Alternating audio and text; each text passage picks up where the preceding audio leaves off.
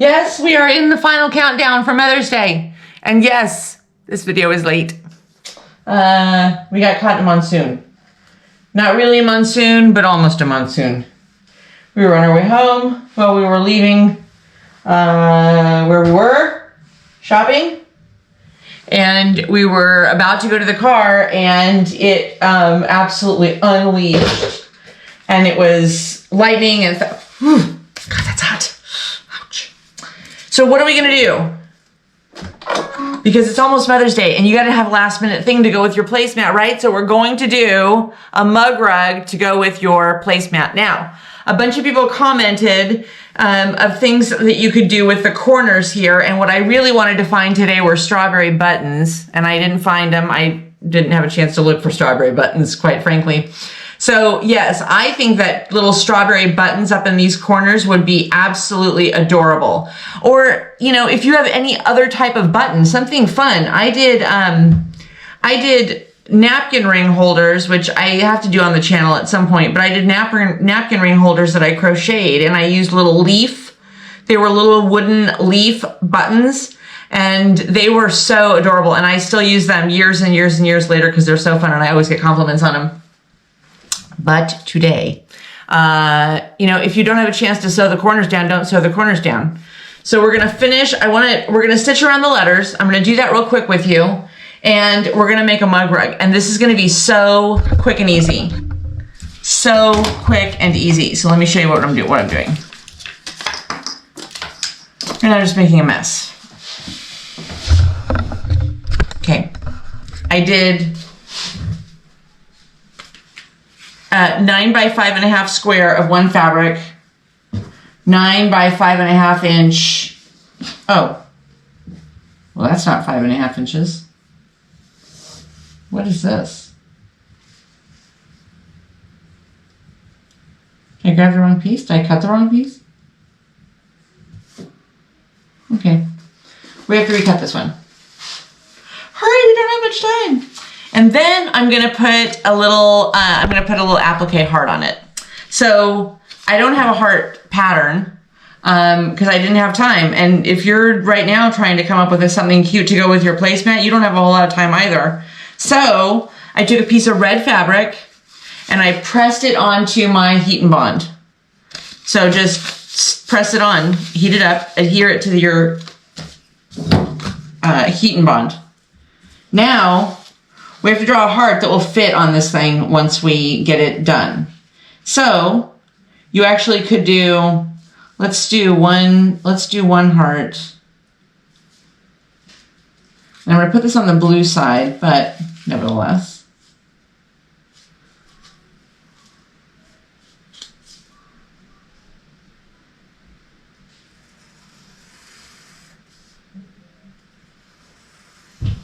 Now look, I also think that this would also be really fun stuff. Like if you have kids that are, you know,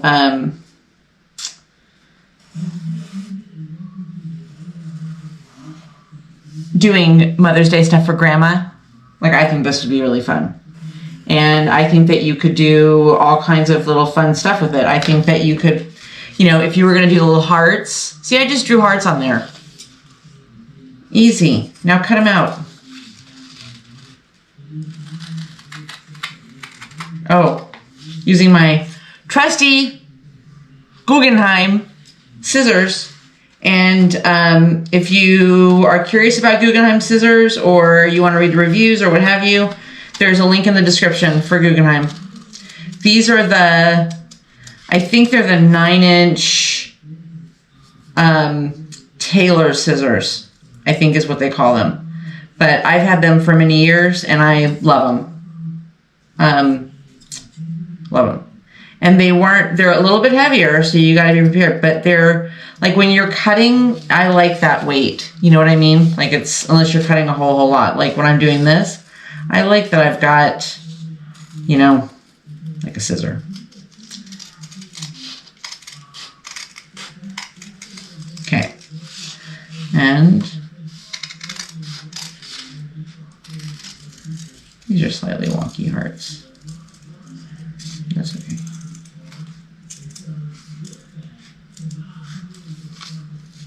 think that's part of what makes them fun.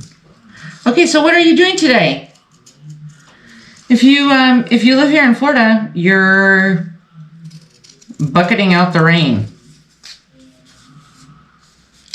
Yeah, it was like, I thought we were gonna get showers. No, we didn't get showers. No, we got a small monsoon.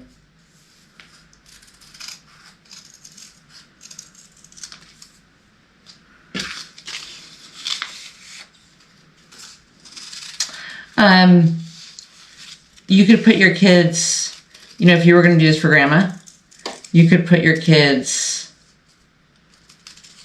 initials. You could put your initials. Your mom. You could put your mom's initials. All you got, seriously, to find the letters online was so easy. So do that. Okay. Oh, I gotta cut this fabric again. Okay. So I took a fat quarter. This is from a fat quarter pack. So I just took a fat quarter, and it's basically like one long square is about what you're looking for. I wanted mine to be, so it's 9 by 5.5. Because I wanted it to be a little bit, you know, bigger.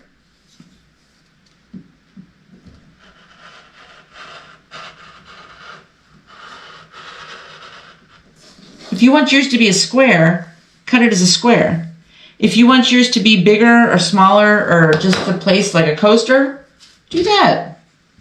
Okay, so now we're going to take our batting. Okay. Mine's actually going to be a different size now because my batting piece is not quite big enough. So let's see. So let's go, we're going to go 8 by 5.5. So 8 by 5.5, which I think is actually going to work better because of the hearts. I think it's going to be cute like this. So yesterday I used, when I did the placemat, I put a little bit of this spray down, and I really like doing that. And I'll tell you why. When I was sewing around the edges and stuff, it just, like, there was a lot less shifting, and I didn't have to pin. So that, I would do it. Okay. Just a little.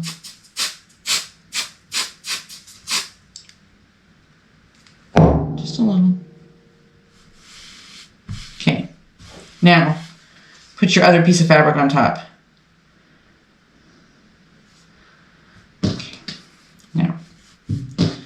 I'm just going to trim this up a little bit so that we're kind of working with the same measurements here.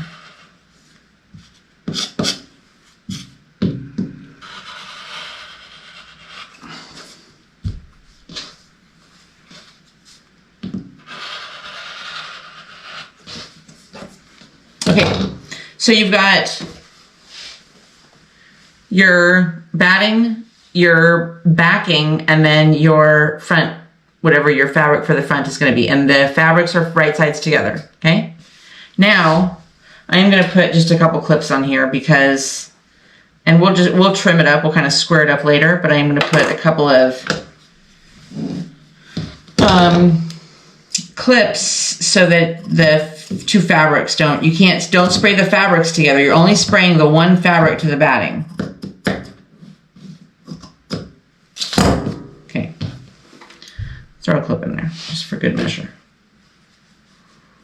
Okay.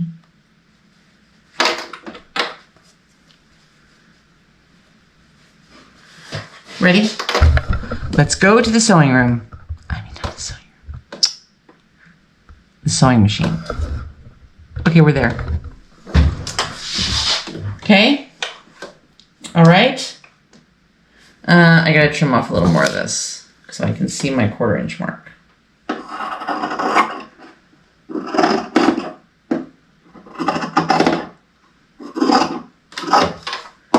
Okay. You and you. Okay, put that down. Find your foot. Ready? Close your eyes.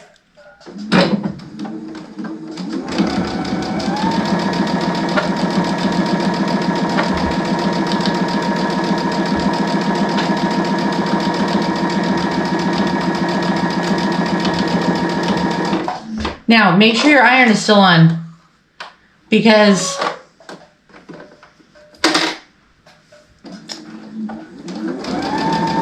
we're gonna put those hearts on.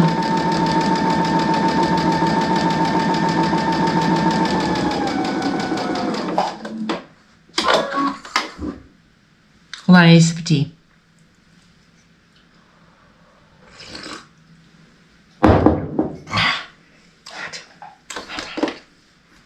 Okay.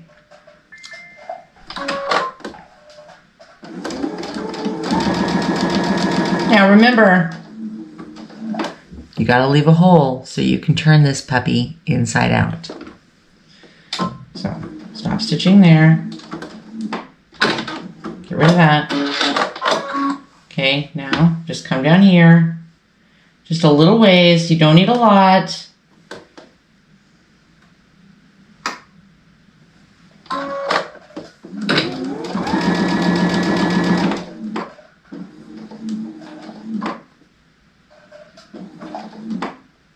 Okay, put up.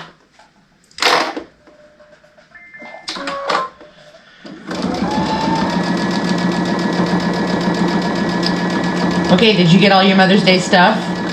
Whatever you need to get, did you get it? All your stuff, cards and flowers, something nice for your mom. Doesn't have to be from the store. You can go outside and pick a couple of flowers, and she'd like that just as much. I mean, I do. Maybe not. Maybe your mom wants you to go all out. Okay? One more sip of tea. All right, now.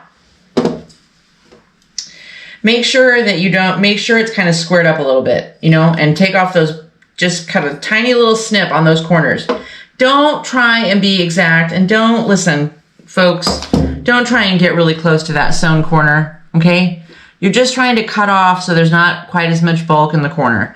You start trying to get fancy pants and get as close as you can to that stitching, and you're gonna cut the stitching. And then you're gonna have to start all over. My stitch started to come out. Okay, flip her around. Okay, all right, okay. What? It didn't sew. It did. Oh my God. What?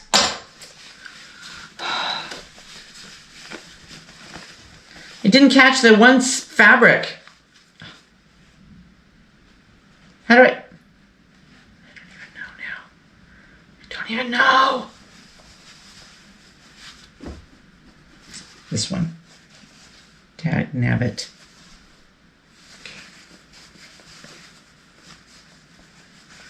Okay.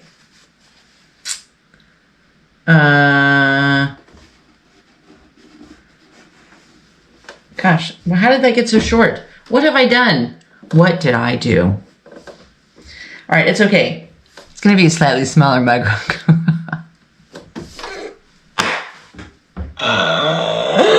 Oh God, holy sakes, that's funny. All right. Okay, so if you have to improvise and make your mug rug smaller, listen. Go back and watch my first couple of videos. I told you this is not a tutorial channel. This is just by happenstance if you need something fun and quirky to give your mom.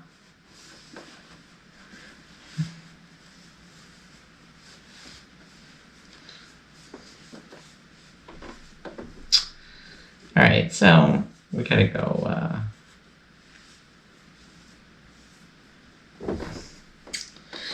I think we're gonna go, yeah. Okay. 3 hours later.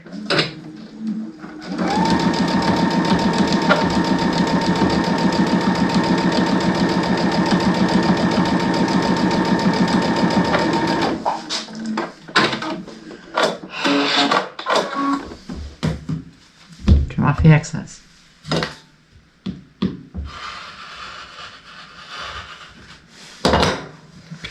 Pretty soon this is going to be a thimble. A Mother's Day thimble to go with your placemat.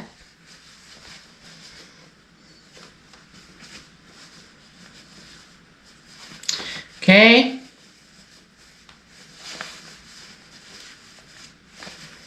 Okay. Now, get your poker outer tool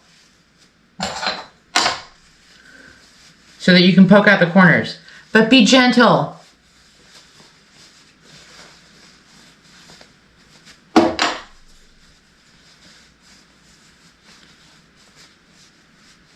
Don't poke through the corner. If you try and get it out perfectly, you're going to poke through the corner, and then you're going to have a hole.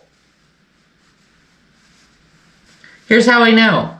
I made a pumpkin mug rug for my mother for Thanksgiving, and it had a hole in the corner. She never said anything. Bless her heart. Okay. She never would. I'll tell you a story about my mom while I'm finishing this. We're going to now press it down, just get the sides kind of squared away, and then we're going to stitch around the edge, and I'll tell you a story. Okay? Okay. So, some of you have heard this story before if you've been on the channel for a while. I think I may have told it once before. The first thing I ever started doing that was kind of like crafty, you know, this type of textile type thing was crochet. And I had always wanted to crochet. And part of the reason I wanted to crochet was because when my mom was pregnant with me, and when she was pregnant with my brothers and sister, I have twin siblings. When she was pregnant with them, okay, press it down, okay, so it's nice and flat, and it'll be much easier to sew around. Trust me.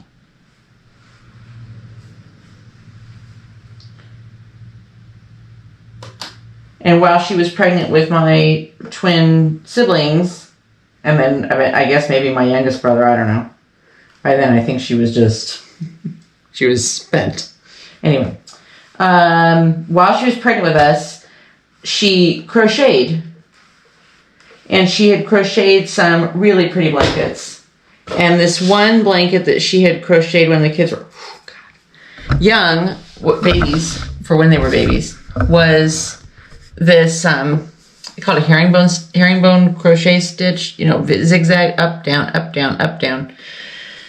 And I just loved it.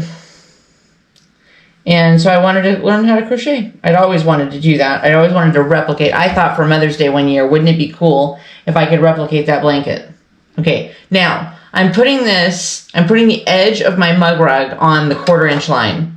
Then I'm gonna bump my needle pretty far over, like maybe to like about 1/8 of an inch, so that it will stitch real close to the edge on this thing to top stitch it. I don't know why I have you always looking at my chest. Look at the machine.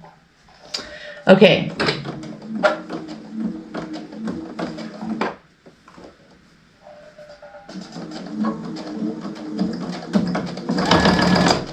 Please, honestly. We're on camera. God, try and get it together.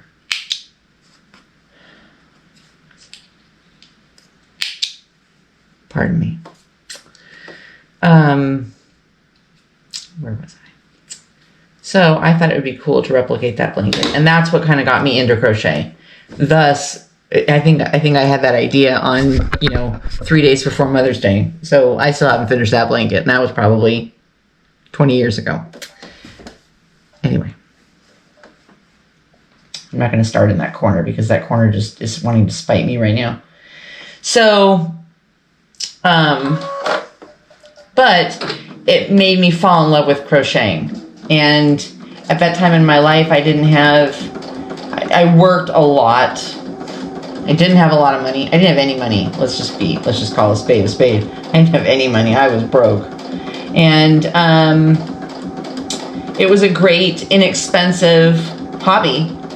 I could take it with me wherever I went, through all my stuff, you know, whatever I was working on in a skein of yarn in a bag, and keep it with me in the car. I was in sales, so if I had, you know, time in between sales appointments or whatever, I could pull it out and throw a few stitches in. Anyway, so much like with what we do with quilting, you know, you start all kinds of different projects, and one that I started was this big, really thick, really chunky wool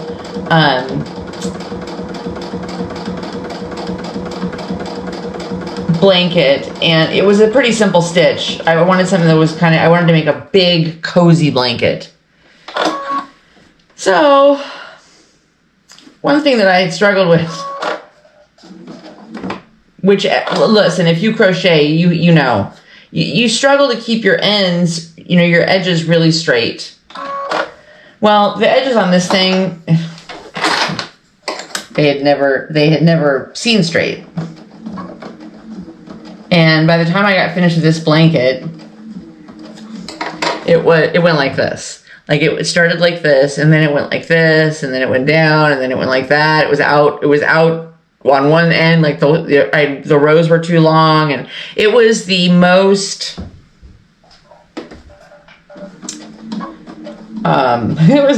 ugly, except for the fact that it was pretty in the colors, you know, in the stitch. But in terms of it being, there wasn't a square inch on this blanket. It was like the ugly duckling. It was so ugly, it was cute. But only really wasn't that cute. It was just a failed attempt. Whatever. Well, I was quite proud of it. Just that I had finished something. That's what I was proud of, was that I had finished it. And so I folded the uneven edges, you know, inside and tried to make it look, you know, as decent as possible. And I think I put it on the edge of my bed or on the chair. Well, later that year, my mom came up to visit Steve and I. And Steve said, have you shown your mom your blanket? And I was like, oh my God, no.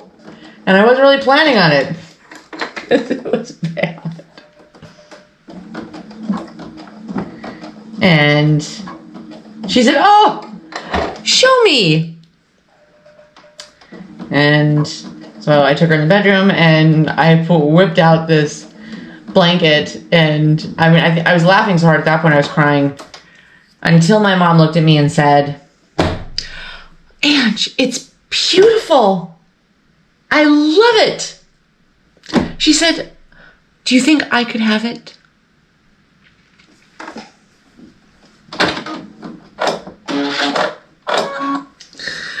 Pause the video for sloppy tears. And so I gave it to my mom. She still uses it to this day. I think she's had it for 15 years. And every time she pulls it out and we're talking on the phone, she says, do you know where I am? I'm underneath my big cozy blanket. So that's why you should make something for your mom. Even if it's ugly. Even if you think it's ugly. Even if you're an adult. Okay, no more sloppy tears. Time to put some hearts on. Now, I did these 3 little hearts. I just thought it would be fun. So, take the paper off. Okay. Set them on there where you want them. The hearts don't have to be perfect either. You know, sometimes we get, especially in this craft, I think we get very committed to doing our best and improving, which is a fabulous thing. We should. But sometimes, especially when you're relatively new or, you know, whatever, you should do something even if it doesn't come out perfect. Ready? Freddie? Do we like that? Do we like that layout for the hearts? I hope so, because that's where they're going. Okay.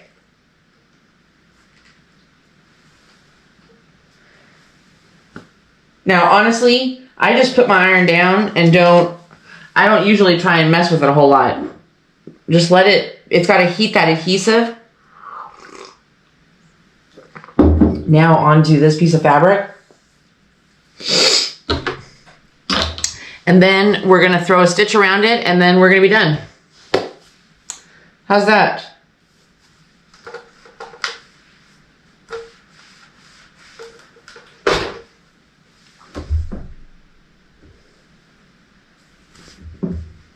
You could do something on this side too. You could do a little M on this side. That would be fun, kind of fun. Something to kind of, shall we do a little stitch around there? A little zigzag? A little zigzag? Okay. All right, let's do it. Hey, we're here. So we're gonna zigzag just around the edge. And I'm gonna leave it in that blue. Oh, I love the little zigzag on the heart. It just makes it look really cute.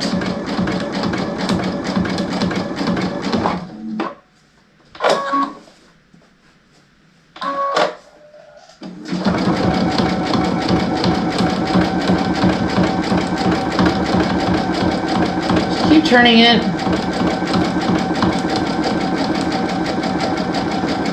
Ooh.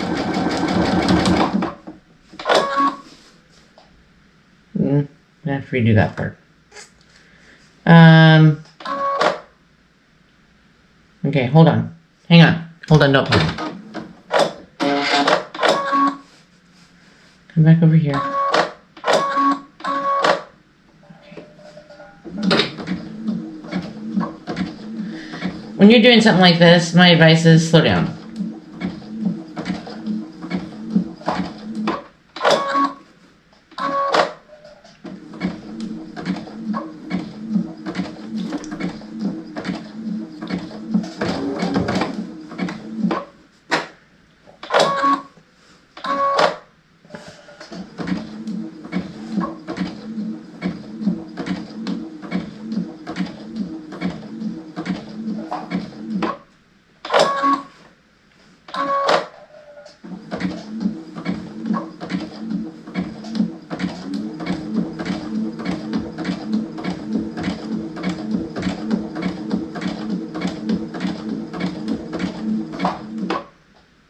Okay, let's see. We may have to play with the little heart, with the little zigzaggy thing a bit. Yeah. Okay, I'm gonna have to clean the back side up a little bit. But see, then the cute effect is you have the hearts on the front and see they're zigzagged a little bit. I don't know if you can see it. And then on the back, you'll get the quilting effect of having the hearts, they'll kind of puff a little bit there. Oh. Okay, now my suggestion would be, which I didn't figure out and I can't do because I don't have a second spool of blue thread, is this. Put blue thread as your bobbin as well. And here's why. Because if you stitch around these letters, just put your machine on zigzag and stitch slowly around the letters or whatever. Put little curly cues or whatever, okay, around the letters. It'll also pop on the back. You'll get the blue thread on the back. If you leave your bobbin white or whatever, you're really not going to see it very much. But if you do it in blue, you're really going to see it on the red letter on the front and then also on the back. Okay, so in the comments, tell me, number one, what are you doing for Mother's Day? Or tell me what your most special Mother's Day was, either as a mom or as a kid, as a child. Not as like you were a kid, but as a child of a mother. What are you doing tomorrow? Are you doing something fun as a mom or for your mom? Are you going to have brunch? Or are you going to just stay at home and put your feet up? What's your ideal Mother's Day? If I were a mom, I think I would probably be doing something quiet this year. Just having my kids around me. My little Minnie. But she doesn't have money for cards or flowers or chocolates or opposable thumbs for sewing. So it's going to be No, I'm just kidding. Okay. Here is this, I'm sorry. But if you showed up to brunch and you swapped out your mom's place with this placemat and this mug rug and put her coffee on top of that, you would be the favorite. So do this before your siblings do. Happy Mother's Day, and don't say I didn't ever give you any good advice. I love you guys. Don't forget to like, subscribe, and share. Thank you for coming and spending Saturday evening with me. Thank you so much for 1,000 subscribers. We're so excited. I'm so excited. I can never, every time you guys watch a video and every time somebody subscribes, it blows my mind. And so I'm very grateful because you make me feel very good about all the quirky, weird things that I do here in my sewing room. With that, don't forget, only a 1/4" seam. Have a fantastic Mother's Day. I will probably do a short live tomorrow, super short, 11:30. So if you're not a mom, or if you are a mom and you've got a little spare time and you're catching your breath in your sewing room at 11:30 Eastern time, come join us. And I'm probably just gonna work on the butterfly quilt for tomorrow. So no real big expectations. Tomorrow is gonna be just working on the butterfly quilt. But if you wanna stop by, do that. And with that, I love you. Have a fantastic evening. Happy Mother's Day if I don't see you tomorrow. Bye.